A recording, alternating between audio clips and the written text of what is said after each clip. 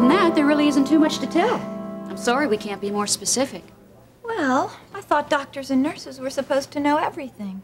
Well, so do some doctors and nurses. Try telling them that they don't. Well, I guess if I have to stay here through my whole pregnancy, it won't be so horrible. At least I'll get to see Ben a lot, even if it is only for a few minutes at a time. Hey, thanks, Mom. You know, you fix up a bed just about better than anybody I know. It reminds me of when I was a little girl and I used to stay home from school. Almost, except this bed isn't overflowing with stuffed animals. Yeah, and this isn't a sore throat or the flu. Mom, I'm afraid I'm gonna lose this baby.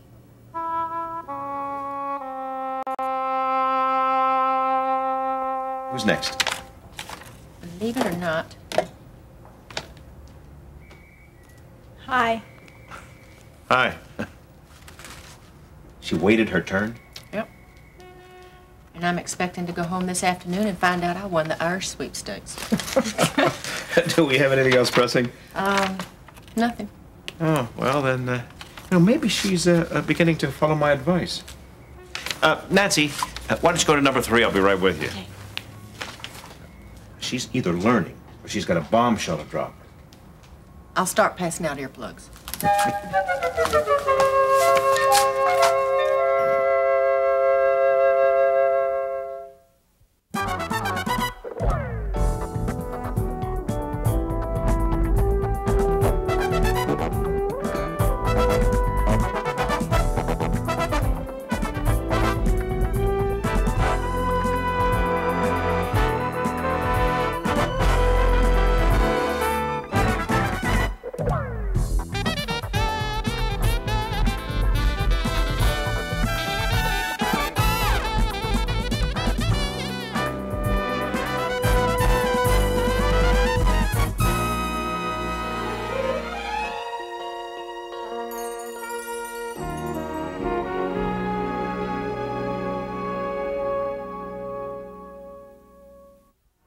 And when Mr. Carpenter came out, he just got furious and he threw me out. For no reason, he just fired me. Without giving you any reason?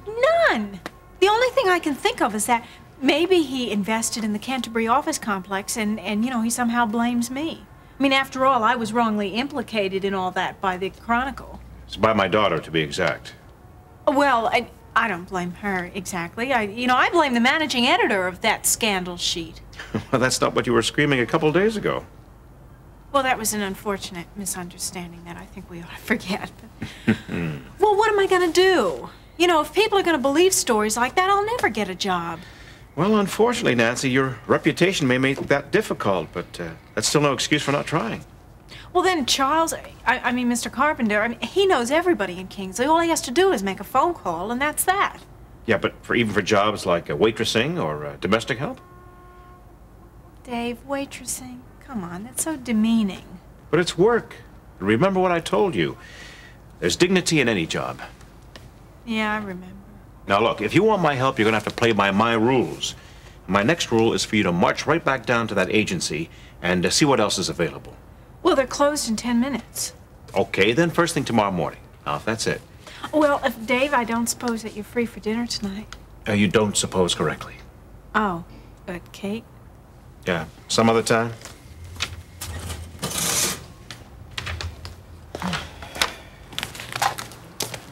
Well, I knew you'd come back sooner or later. Well, believe me, I tried not to. I thought you were going to be in the ER for, well, until 11. I was, but so was Pat Pomeroy. By some miracle of scheduling, we drew straws and she lost. I'll let you know what happens, Dave. Fine. Hello, Nancy. Hi, Ben.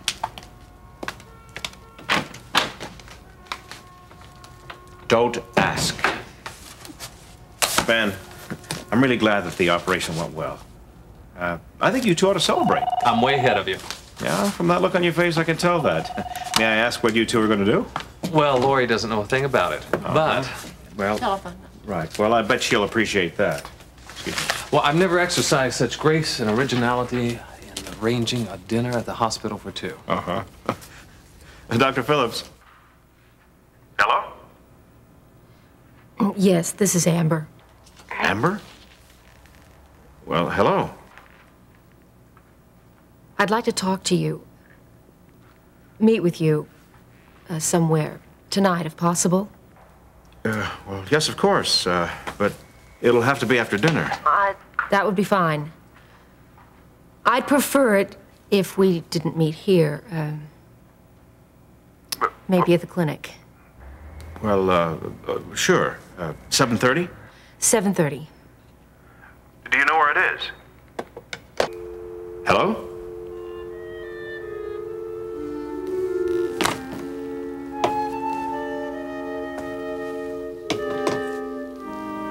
I can't tell you that your fear of losing this child is unreasonable.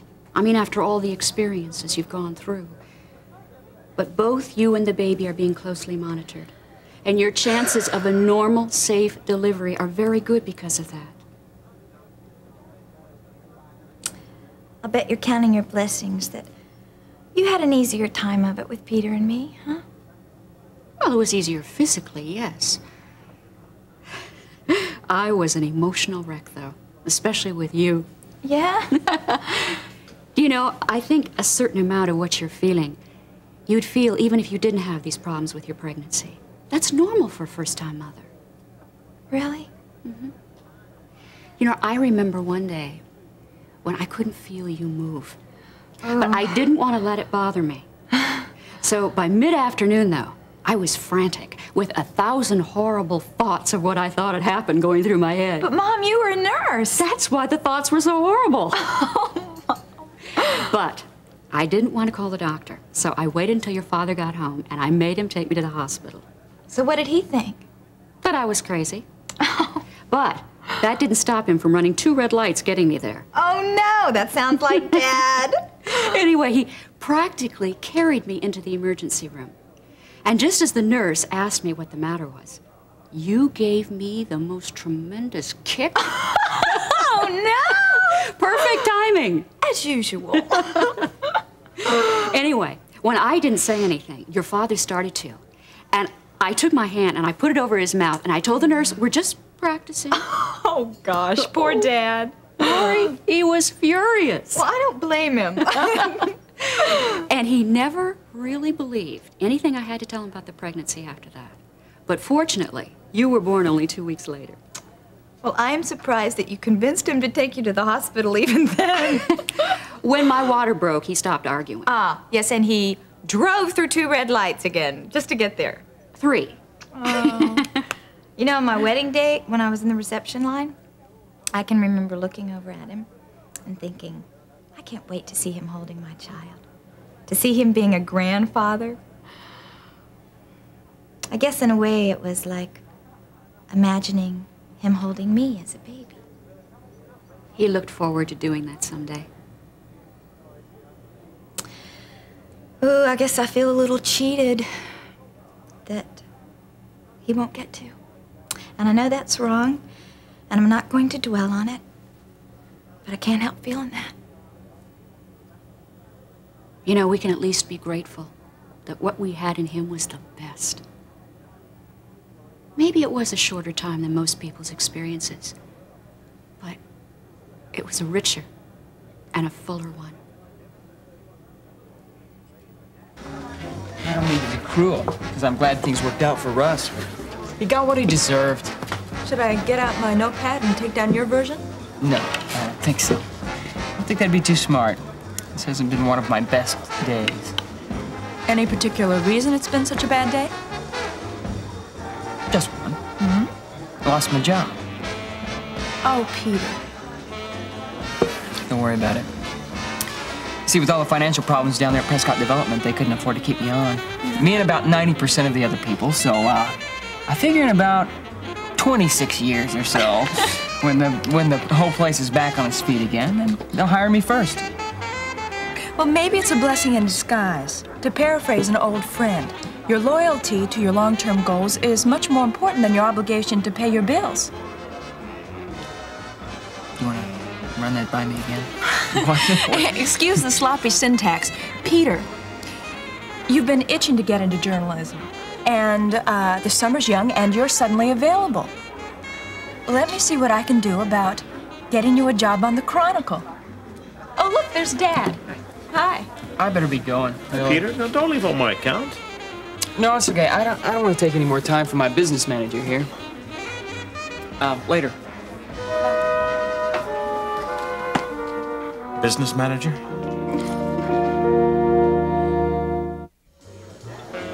No, I think you trying to get Peter a job is a good idea. You know, maybe his getting laid off is an opportunity in disguise. He's told me before that he's interested in journalism. I think he might just be a bit timid about following in his father's footsteps. Yeah, maybe. But with all respect to Peter's talent, you're in a class all by yourself, kid. Well, there's nothing like the blind admiration of a parent, is there? Well, prejudiced maybe, a blind never. Speaking of being a parent, Amber called me today. Amber? Is what she called you repeatable? Well, actually, it was our first civil conversation in almost 5 years. I'm meeting with her. For what purpose? Oh, I'm not sure. She just said she had something to discuss with me. 3 guesses what it is. Yeah, Lee and Kate came to my mind. Bullseye. But she didn't have that sort of tone in her voice. Well, she wouldn't want to scare away her quarry now, would she? Maybe. Oh, I don't know. Whatever her purpose, I hope it's, well, some sort of beginning for us. Please be careful, Dad. A casual conversation, even if it's about Mom, just isn't Amber's style. If she's coming to see you, she's going to be armed with something. You mean to tell me that you can't think of one nice thing that's ever happened to you? No, not one. How about when you were a child? My childhood read like a Charles Dickens novel, only bleaker. My family's supposed to be the pillar of the community. What a laugh. My father was a lush who just chased any skirt he could get his hands on. And my mother, she was just an iceberg, incapable of a human emotion. She finally couldn't deal with him, so she just found it easier to take it all out on me. That's very cliched, Nancy. Well, it doesn't make it any less real. How about birthdays? Now, they must have been happy. Or Christmases? Huh? I hated Christmas. We get a house full of these old creaky old aunts and uncles. They'd smell like cough medicine. I'd spend the whole day up in my room. There was one birthday, though. I just turned 10. I knew it. I'd gotten a pink dress for my birthday, and my father took me out to dinner. Just me. Wouldn't take my mother or my sister. And he told me I could order anything I wanted. And I did. I ordered lobster and ice cream. Well, you had impeccable taste, even back then.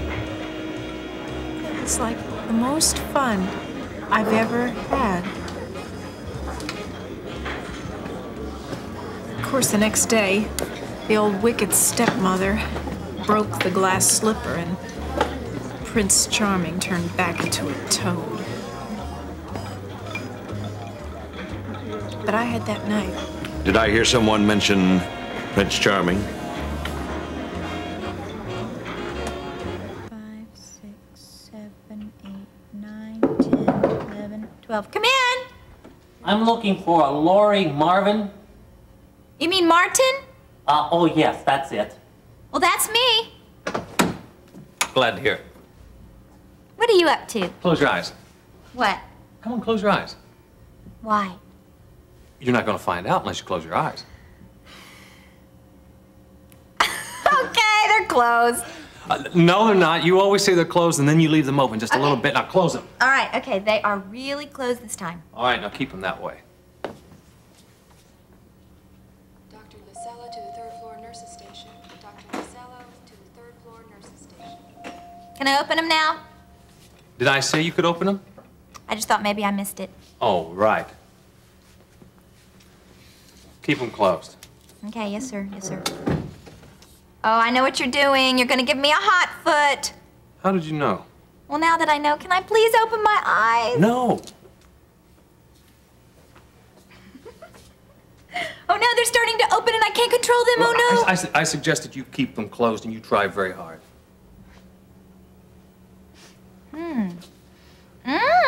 Something smells good. It's my new aftershave. Oh, well, your new aftershave smells an awful lot like duck? In orange sauce? Yes! Okay, you can open them. Ben, I don't believe I don't know. Maybe a hot foot was a better idea. No. Oh, thank you. Thank you. Well, I know there are easier ways to say I love you, but I don't know. None of them seem special enough. Look at the rose. Oh, if Madame will permit me, the waiter will come back and serve you. But first we have duck l'orange flambé, minus the flambé hospital regulations. Oh, yes, I understand. New potatoes, delicately sautéed in butter, and the lightest chocolate mousse ever made outside of the French Republic. This should be covered. It floats away. This is wonderful. This is wonderful. Wait. I forgot something. Well, I can't imagine what.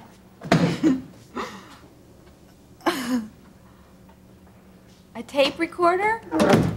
Very observant. Are we going to be learning conversational French while we're eating? The string quartet I wanted was already engaged by another couple down the hallway, so it's all queued up, though.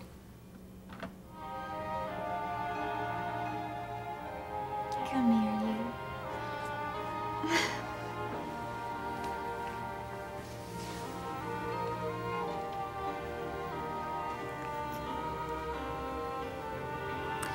You know, I'm really glad that quartet couldn't make it here, because I'm a very private person.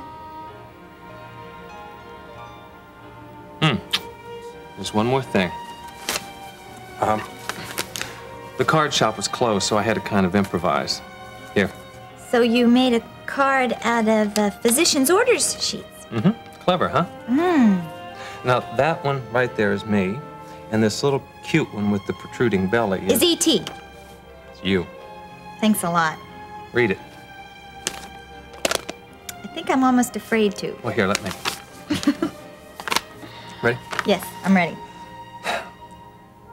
Roses are red. Roses are red. Yeah. Violets are blue. I don't have much money. But this much is true. I do have a wife who gives me much joy. And soon she will give me a girl or a boy. Excuse me, I think I'm gonna throw up. No. No, it's cute. It sounded so much better earlier. Well, it sounds perfect now. Do you ever stop and think how blessed we are? All the time.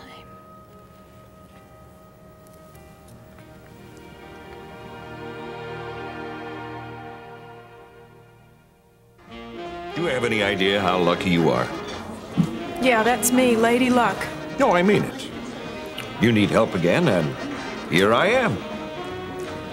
Look, I appreciate the offer. I really do. But I'd rather see what other options are open to me, okay? I see. Well, that option over there is taken. So's that one. They all are. They're all gonna be. Ernie, may I have another drink, please? Sure. Look, here's my final offer. 1 free week at the Wellington in exchange for 1 night with me. You got no job, you got no prospect for a job, you got no place to stay. I'd say it's a pretty fair deal.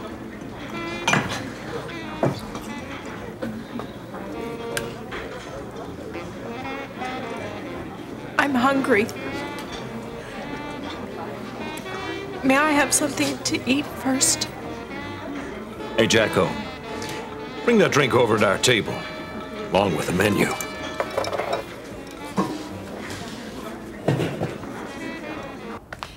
Now remember, you're the father and she's the child. I've always had a sneaking suspicion that Amber resented that arrangement right from the start. She resents any situation where she doesn't have the upper hand. Well, then she shouldn't resent this one. Even if that were true, and it isn't, the trick is not to let her know. Good luck. Thank you, honey. If you, need to talk later. Okay. Good night. Bye-bye.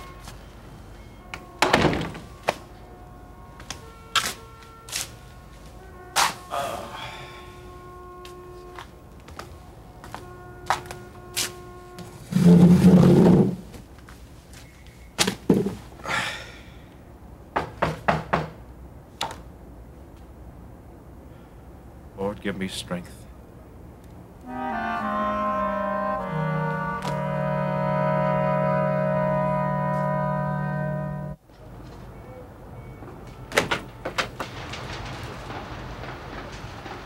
Hello. Dave? Please, come in. Thank you.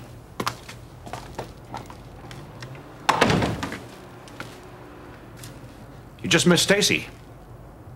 I know I intended to. You look great. I know that, too. Look, if you don't mind, I'd like to get right to why I came here.